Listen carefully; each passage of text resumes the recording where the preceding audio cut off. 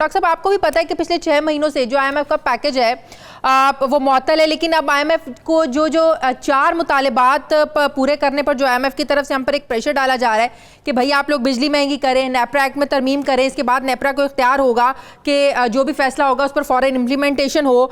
तीसरा, फिर state bank of Pakistan को मुकम्मल खुद मुख्तारी देने की जो बात की जा रही है, इस पर भी मैं आपसे डिटेल में बात करूँगी। फिर चौथा ये कि रेवेन्यू बढ़ाया जाए। इन हालात में जब ज़ाहिर एक पिक है, दुनिया की जो मैशत है वो नीचे गिर रही है, हर जगह पर महंगाई, आप देखें यहाँ पर भी महंगाई है। ऐसे हालात में पाकिस्तान से ये डिमांड करना IMF की तरफ से कि फुल फौर इन 4 मुतालिबात पर अमल दरामद किया जाए, कितना नागुज़ीर है? और क्या इन मुतालिबात पर अमल दरामद किए बगैर कोई और दूसरा चारा नहीं है? इतने मजबूर हैं हम लोग? देखिए, मेरे ख्याल में ये अनरीजनेबल एटीट्यूड है IMF का। और जैसे कि मैंने कहा हमेशा से कि IMF का प्रोग्राम एक सियासी प्रोग्राम होता है। उनको जो भी वहाँ से इंस्ट्रक्शन मिलते हैं मेजर शेयर होल्डर से कि आपने टफ होना है या थोड़ा हाथ हौला रखना है, वो उसी तरीके से अप्रोच उनका होता है यहाँ पर। तो ये सोचने वाली चीज़ है कि दुनिया इस वक्त मुआशी की शिकार है। हर तरफ आप देखें कि the entire world has moved into a negative growth zone में, और क्या डेवलप कंट्रीज हो या क्या डेवलपिंग कंट्रीज हो, हर तरफ ये उनकी मईशत जो है वो दबाव का शिकार हुई है, नेगेटिव ग्रोथ रेट में है। और सारी जगह पे ये जो कोशिश हो रही है कि किस तरीके से पैंडेमिक के जो इम्पैक्ट है इसको मिनिमाइज किया जाए और इकोनॉमी को रिकवर किया जाए यहाँ से। तो ऐसे मौके पे आप देखेंगे कि सारी दुनिया में एक स्टिमुलस पैकेज दिया जा रहा है कि आप लोगों के जो डिमांड है उनको प्रोटेक्ट करें ताकि वो खर्च करते रहें, ताकि लोग जो पैदा करने वाले हैं वो अपने प्रोडक्शन भी करते रहें। और दूसरा ये है कि बहुत सारे मराद दिए जा रहे हैं, इंटरेस्ट रेट को ज़ीरो कर दिया गया है दुनिया में, और बहुत सारे फिस्कल जो मराद दिए जा रहे हैं कि इकोनॉमी को रिवाइव किया जाए। बिल्कुल ऐसे सूरत हाल में जो इस वक्त दुनिया में है, IMF का एक बिल्कुल निराला है कि जब हमें भी पता है, IMF को भी पता है कि हमारी इकोनॉमी जो है वो भी नेगेटिव ग्रोथ में चली गई है, पर कैपिटा इनकम हमारा फिक्स आमदनी कम हो गया है। अब ऐसा नहीं है कि हम बीच में फंस गए हैं, ना यहाँ से निकल सकते हैं ना आगे बढ़ सकते हैं। जाहिर है आपने एक प्लानिंग की हुई होती है कि जब यहाँ से पैसे आएंगे तो कहाँ कहाँ किस किस जगह पर आपने स्पेंड करने हैं। क्या वाकई अब एक मजबूरी बन गया है कि हम IMF के सामने इन मुतालिबात पर घुटने टेक देंगे? क्योंकि मुशीर ख़जाना हफीज शेख साहब ने तो कह दिया कि अमल दरामद नहीं हुआ अगर इन मुतालिबात पर, तो मेरे लिए भी कंटिन्यू करना जो है ना वो बड़ा मुश्किल हो जाएगा। मेरे ख्याल में कि वो इस्तीफा दे दें तो ज़्यादा बेहतर होगा, चले जाएं यहाँ से तो ज़्यादा बेहतर है उनके लिए।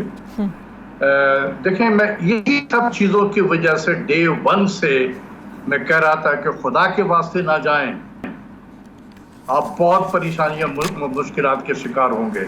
और आज मेरी बात साबित हो रही है।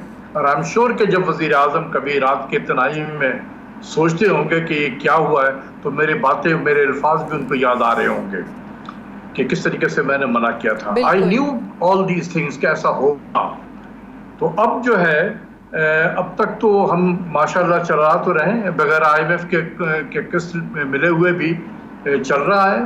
तो देखते हैं, अगर हम बातचीत कर सकते हैं तो कर सकते हैं। देखिए, उनका जो कहना है हमारे एडवाइजर साहब का कि अगर आप बात करें वरना मैं जा रहा हूँ, बात यह कि उनके ही तो लोग हैं वो। बिल्कुल, ये और गवर्नर जो सेंट्रल बैंक के हैं, ये दोनों उन्हीं के नुमाइंदे हैं यहाँ पर।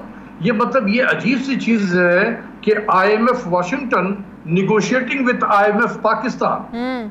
तो जाहिर सी बात है कि प्राइम मिनिस्टर ने भी देखना है, एक पॉलिटिकल लीडर है वो, कि किस तरीके से हम अवाम को इसी परेशानी से निकालने के लिए आपने देखा कि इस प्रोग्राम के तहत कितने पैसे 150 बिलियन। डॉक्टर साहब, 2 अप्रैल को हमने अपने प्रोग्राम में ये स्टोरी ब्रेक की थी, आपने इंट्रो में भी सुना होगा कि वफाकी हुकूमत ने दीगर सरकारी इदारों में इस्लाहात के साथ साथ स्टेट बैंक ऑफ पाकिस्तान को भी खुद मुख्तार बनाने के साथ SBP एक्ट 1956 में बड़ी तरमीम का फैसला कर लिया, जिसके मुताबिक अब ऐसा कोई भी शख्स गवर्नर या डिप्टी गवर्नर या डायरेक्टर या मेंबर बनने का अहल नहीं होगा जो कि पार्लियामेंट का, सूबाई असम्बली का मेंबर ممبر ہو یا پھر کسی ایسے حکومتی ادارے کا ملازم ہو جہاں سے تنخواہ پھر عوامی فنڈ سے جاتی ہو، یا پھر کسی بینک کا کوئی شیئر ہولڈر ہو، آپ کو نہیں لگ رہا کہ اب یہ واضح ایک پلاننگ ہے کہ باہر کے لوگ لائے جائیں، ان لوگوں کو لایا جائے تاکہ باہر کے لوگ جو ہیں اپنے فیصلے جو ہیں پاکستانی کی اکانومی پر مکمل طور پر اسے جو ہے نا کیپچر کر سکیں، یہاں پر لاگو کر سکیں، ہماری معیشت پر اپنے فیصلے تھوپ سکیں؟ 200% آپ کے انالیسس صحیح ہے، بالکل ایسا ہی ہے کہ کسی بھی ملک کے لیے اس کے فائنانس جو ہے وہ سب سے اہم چیز ہوتا ہے، اور فائنانس میں بھی ایک منسٹری آف فائنانس ہے، دوسرا سینٹرل بینک ہے. ان دو پہ اگر لا کے اپنے آدمیوں کو بٹھا دیا جائے اور ایک ملک کا پرائم منسٹر اس سے ہلا نہ سکے تو آپ خود سوچ لیں کہ ایک ہم آزاد ملک ہیں لیکن پھر بھی ہم آزاد نہیں ہوں گے، اور جو اس کے بعد ملک کا حشر ہوگا وہ بالکل ہوگا. اس لیے میں بالکل مخالفت کرتا ہوں اس طریقے سے اٹانومی سے. میں نے ایک اسٹڈی کی ابھی یہاں پر اپنے اسٹوڈنٹ کے ذریعے سے. پاکستان کا سینٹرل بینک کافی اٹانومس ہے in comparison with other central banks in Asia Pacific region, جس میں ساؤتھ کوریا بھی ہے، جس میں بینک آف جاپان بھی ہے، بینک آف تھائی لینڈ بھی ہے. اس لیگ میں پاکستان کا سینٹرل بینک ہے. ہمیں یہ سوچنا چاہیے کہ ہم ایک ڈیولپنگ کنٹریز ہیں اور یہ ہم فیڈرل ریزرو سسٹم تو نہیں بن سکتے، بالکل صحیح، ہم بنڈس بینک تو نہیں بن سکتے ہیں کہ بالکل گورنمنٹ سے ہٹ کے یعنی اسٹیٹ ود ان اسٹیٹ ہو جائے. یہ ایسا نہیں ہو سکتا ہے، اور میں اس کی مخالفت کروں گا، اور آئی ایم شیور کہ جتنے بھی اس قسم کے لوگ ہیں مجھ جیسے وہ بھی مخالفت کریں گے کہ یہ ایک تو اپنے آدمی لا کے بٹھائیں گے، بالکل، اور یہ بھی ہے آپ بھی سوچ لیں کہ 6 سال کے لیے آئیں گے. نہیں ڈاکٹر صاحب، پہلے قانون کے تحت نئے ڈپٹی گورنر کی مدت ملازمت جو تھی گورنر ڈپٹی گورنر کی یہ 3 سال تھی. اب نئے قانون کے مطابق یہ 5 سال جو ہے نا وہ ہوگی. حکومت کا اس میں پھر کیا سارا رول رہ جائے گا پھر؟ جی حکومت کا اس میں صرف رول یہ ہے کہ وہ ان کو اپوائنٹ کر دیں اور بھول جائیں، ختم. اس کے بعد وہ جو حشر کریں، جہاں انٹرسٹ لے کے چلے جائیں، جہاں ڈالر کو پہنچا دیں، پرائم منسٹر کچھ نہیں کر سکتا. یعنی کہ ایک ملک میں پیرالل جو ہے 2 پرائم منسٹر ہو جائیں گے. نہیں ڈاکٹر صاحب، ایک طرف اسٹیٹ بینک آف پاکستان کا 8 رکنی بورڈ آف ڈائریکٹر جس کے اندر وفاقی اور صوبائی سطح سے نمائندے ہوں گے، دوسری طرف ایک بڑا سٹرونگ ایگزیکٹو بورڈ جو ہے نا وہ بننے جا رہا ہے اس کے پیرالل، مطلب کہ سارے اختیارات ان کے پاس ہوں گے. آپ کا پالیسی ریٹ کیا ہوگا، آپ کی پالیسی کیا ہوگی، حکومت کے ہاتھ میں تو پھر کیا رہ جائے گا؟ فیصلے تو حکومت کے ہاتھ میں نہیں رہیں گے، سب تو وہ بورڈ کر رہا ہوگا جو پیرالل آپ بنانے جا رہے ہیں. بالکل صحیح کہہ رہے ہیں. ایک اپنا آدمی لا کے بٹھا دے وزارت خزانہ میں، ختم ہو گیا. دوسرا سینٹرل بینک ہے، تمام مانیٹری پالیسی، فسکل پالیسی جو ہے، اور انٹرسٹ ریٹ کی پالیسی، کرنسی ایکسچینج ریٹ کی پالیسی، یہ سارے اس کے ہاتھ میں چلی جائے گی. ہم صرف تماشا دیکھتے رہیں گے اور اسی طریقے سے ٹیلی ویژن کے پروگرام بھی کرتے رہیں گے. ڈاکٹر صاحب، ایک اور بڑی امپورٹنٹ چیز، ڈالر کی قیمت بڑھتی جا رہی ہے، روپیہ ہمارا ڈی ویلیو ہو رہا ہے. کیوں ہمارا روپیہ اسٹیبل نہیں ہو پا رہا ہے؟ اس کی وجہ یہ ہے کہ ہم نے زبردستی گورنر کو فورس کر کے انٹرسٹ ریٹ کو کم کرایا ہے. یہ جو آپ 7% ڈسکاؤنٹ ریٹ دیکھ رہے ہیں، سینٹرل بینک کا گورنر اس کے لیے بالکل تیار نہیں تھا. وہ ابھی بھی 13.25% پہ رکھنا چاہتا تھا. تو چونکہ آپ نے یہاں فورس کیا ہے اس کو کہ انٹرسٹ ریٹ کم کرو، جس کی وجہ سے آپ کے بجٹ میں انٹرسٹ پیمنٹ کم ہو جائے گا، اس نے دوسری طرف سے ایکسچینج ریٹ کو ڈیویلو کر کے آپ کے پبلک ڈیٹ کو بڑھا دیا. With same interest rate, you will have more interest payment. بالکل. دیکھیں نا، یہ چالاکی ہے، یہ ہمارے لوگوں کو سمجھ میں نہیں آتا. منسٹری آف فائنانس میں بھی اور نہ پرائم منسٹر صاحب کو یہ ساری چیزیں سمجھ میں آ رہی ہیں. ہم نے چونکہ گورنر صاحب کو فورس کیا کہ انٹرسٹ ریٹ کو کم کیا جائے، انہوں نے اسی چیز کو بیلنس کرنے کے لیے جو ہمیں گین ہوا ہے انٹرسٹ ریٹ کو کم کرنے سے، اس کو آف سیٹ کرنے کے لیے انہوں نے کرنسی کی ڈیویلویشن شروع کر دی. ایسے موقع پہ جب اتنی ساری بند پڑی ہوئی ہے، ہمارے امپورٹس بھی گر رہے ہیں، سب کچھ ہو رہا ہے، پھر بھی ایکسچینج ریٹ پہ پریشر ہے. بہت شکریہ. ماہر معاشیات ڈاکٹر اشفاق حسن صاحب میرے ساتھ تھے. وزیر اعظم عمران خان نے اپنی کابینہ میں موجود غیر منتخب اراکین کے اثاثے ظاہر کر کے ایک اچھی مثال قائم کی ہے. وزیر اعظم عمران خان نے مئی کے مہینے میں اپنے تمام معاونین اور مشیران کو اثاثے ڈکلیئر کرنے کی ہدایت کی تھی.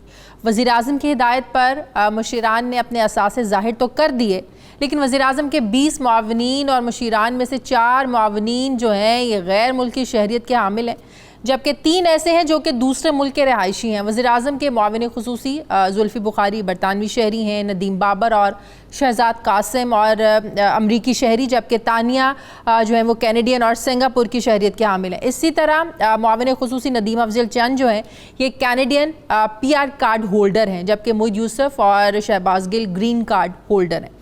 جبکہ دوہری شہریت کے حامل افراد کو حکومت میں شامل کرنے کے حوالے سے وزیراعظم ماضی میں کیا کہا کرتے تھے، اب لگ رہا ہے کہ وہ اپنی سوچ سے، اپنے ان فیصلوں سے، اپنے اس بیانیے سے پھر وہ یو ٹرن لے رہے ہیں۔ وزیراعظم کی جو باتیں ہیں، یہ جو بیانیہ ہے، یہ بار بار آپ سنتے رہے ہوں گے آج کل ٹی وی سکرینز پر، اور یہ بار بار سکرینز پر پلے کرنے کا مقصد صرف یہی ہے کہ وزیراعظم عمران خان کو یہ بتایا جائے کہ وہ عوام میں کیا بیانیہ دے کر آئے تھے، اور اب اقتدار میں آ کر وہ اپنے ہی باتوں سے پھر رہے ہیں، یو ٹرن لے رہے ہیں، جو یقینی طور پر عوام میں عمران خان کی ساکھ کو نقصان پہنچائے گا۔ لیکن سارے معاملے کا ایک اہم پہلو یہ ہے کہ اس حکومت کے آنے کے بعد دسمبر 2018 میں سپریم کورٹ نے ایک حکم نامے میں غیر ملکی شہریت رکھنے والے سرکاری ملازمین کو ریاست پاکستان کے مفاد کے لیے خطرہ قرار دیا تھا۔